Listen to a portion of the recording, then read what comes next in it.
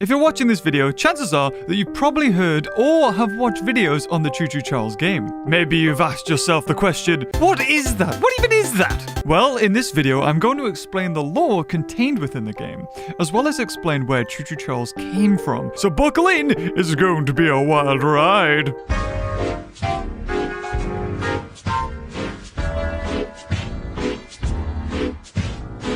Your adventure starts after you get a phone call from a man named Eugene. From the first line, it's presumed that you've had contact with Eugene before. He goes on to explain that there is something on the island that would be worth your while and a great addition to your museum, which is apparently going out of business. It's presumed you're an archivist, as that's what everyone says you are. Either that or you're a monster hunter. Monster hunter. Monster hunter. Archivist museum person. On the way to the island, Eugene informs you that you're going to be hunting a giant train Giga Spider hybrid, and that the residents of the island have been planning its demise for some time now and have everything in order. As you step onto the island of Aranium, you find a train which you end up taking control of, the previous owner of which was killed by Charles a while ago, so that bodes well. But this isn't any old train, no! This one has guns! Oh, also on the dock, there's like an Easter egg of a guy who tried to leave and didn't get very far, so there's that then. After taking the train out for a quick spin, Charles shows up, killing Eugene and running off into the distance. And the rest of the game is really up to you. You talk to the residents of the island and they can give you scrap to upgrade your train or do missions to get different guns. Some of these residents really have no bearing on the plot, while others do. During your adventures on the island, you come to learn that there is a man in charge of the mining operation here called Warren, who everyone has some disdain towards. I've been wanting to see Warren's empire crumble for a long time. He also has people who work for him that the residents call crazies. These people, as it turns out, are wearing masks, not too dissimilar to Charles's face. However, it's never explained why they wear these masks, which has led to various theories on the matter. It could be because they worship their new train overlord, and therefore see the best way to worship him is to look like him. Now, all the normal residents on this island are held up in their homes, unable to escape for fear of running into Charles. But these crazies are seen walking around in various places outside in the open, and even whistling.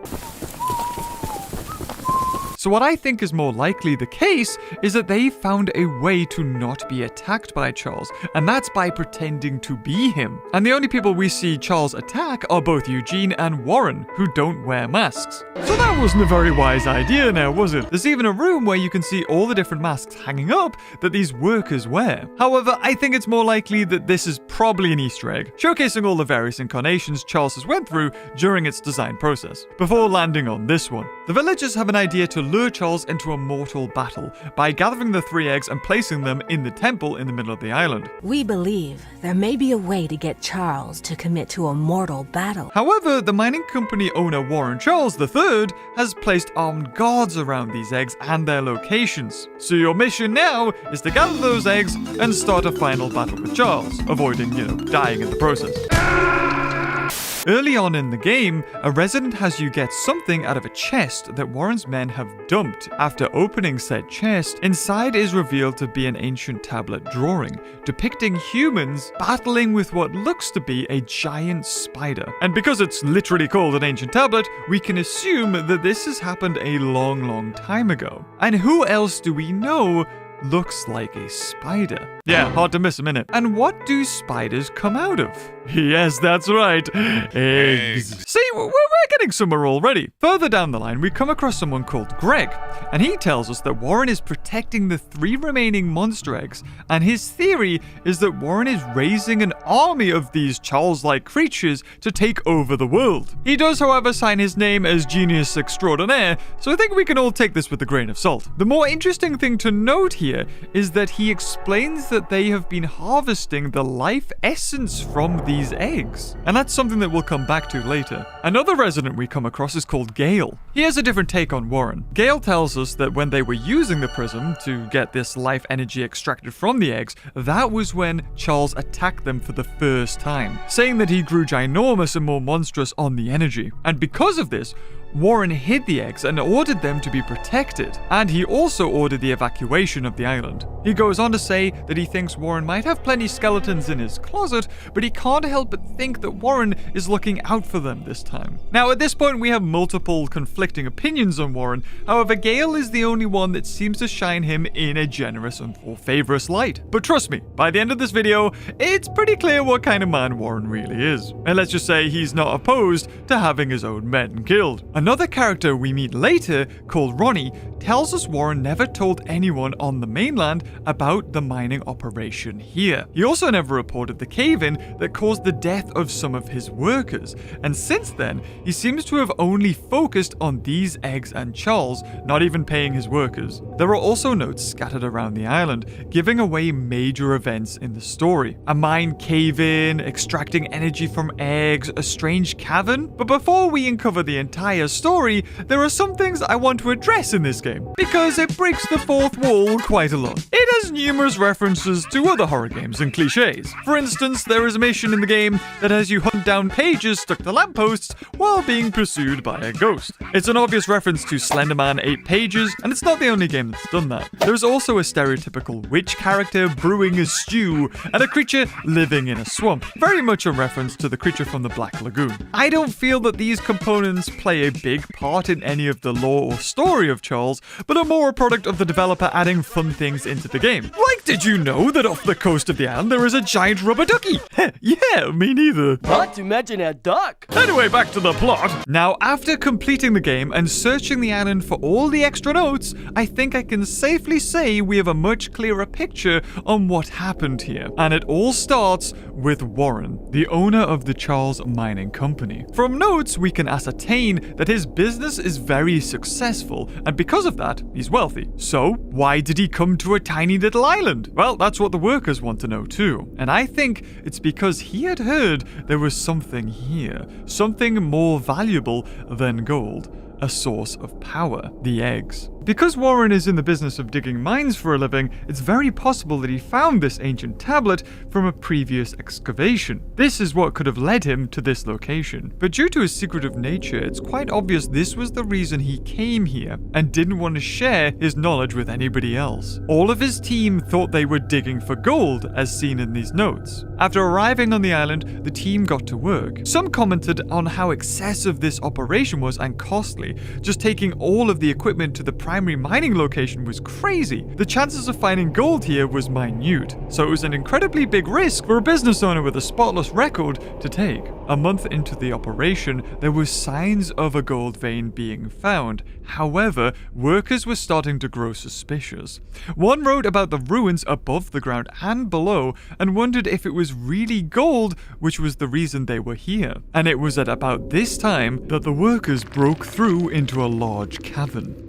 Eugene, being the site manager at the time, feels uneasy about this place and writes a request for Warren to visit the site immediately, saying, "There's something strange here." Eugene would turn out to be correct, as this was the place where the first contact was made with the creature. Before them lay the treasure Warren had been seeking, harder than diamonds and with the ability to produce energy, these shimmering diamond-like eggs. So, just like a regular mining expedition, they placed down track and brought in trains and minecarts to transport the eggs to the surface. Unbeknownst to the workers, eggs weren't the only surprise this cavern had in store for them. From the shadows emerges a giant creature, a spider, the likes of which none of them have ever seen before. Towering above them, it starts attacking the miners. But the miners had also come prepared for this. Just like that ancient tablet foretold, Warren had brought guns with him. So, we can assume that they took aim and shot at this creature. Some workers lost their lives, and this giant spider-like creature did something none of them expected. It hid itself inside one of the mining company's trains. Weird, I know, but don't worry, it'll be explained. If we just take a look at Charles, it's quite clear to see that the train part of him isn't really doing anything. It moves because it has legs that are sprouting out. And even the the cabin of the train is completely sealed shut. And I believe what's hiding inside there is that same giant spider that was found in the mines months ago. The spider used the train's metal exterior to protect itself from their weapons, almost like a giant hermit crab would use a shell. And this explains why Eugene knew to shoot it in its face. He's not taking enough damage. Get some headshots. He had come up against this creature once before, down in the mines. We know that Charles is intelligent. Eugene's son writes that Charles deliberately avoids the wooden bridge because it knows that it's dangerous. So to use the train as protection from the gunfire is not a stretch of the imagination. Failing to stop the beast, as a last resort, the mine was collapsed, hoping to destroy the creature and the event written off as a tragic mining accident. With the eggs of power tantalizingly close, more entrances were created. One to the north and one to the east of that. Eventually, Warren managed to get to those eggs. They were then placed into the prism atop the ruins where a beam of energy erupted into the sky. And according to Greg, they did this for months. And just when everything seemed to be going according to plan, that creature that was found in the cave reappeared. And Charles was also able to harness the energy and grow bigger and more intimidating. This is where the majority of people first saw Charles. And from there, Warren hid the eggs far apart from each other, stopping anything like this happening again. But the residents took things into their own hands, and well, you know the rest. So you might be asking, if it's a spider, why out of nowhere can it just take control of a train? Well, the clue has been right beneath everyone's feet this whole time. The island. Arenarium. A weird name, at least that's what I thought, and a quick Google search later reveals that the island is actually named after a fungus. In particular, a species called Angiodontium arenarum, and there is something special about this fungus.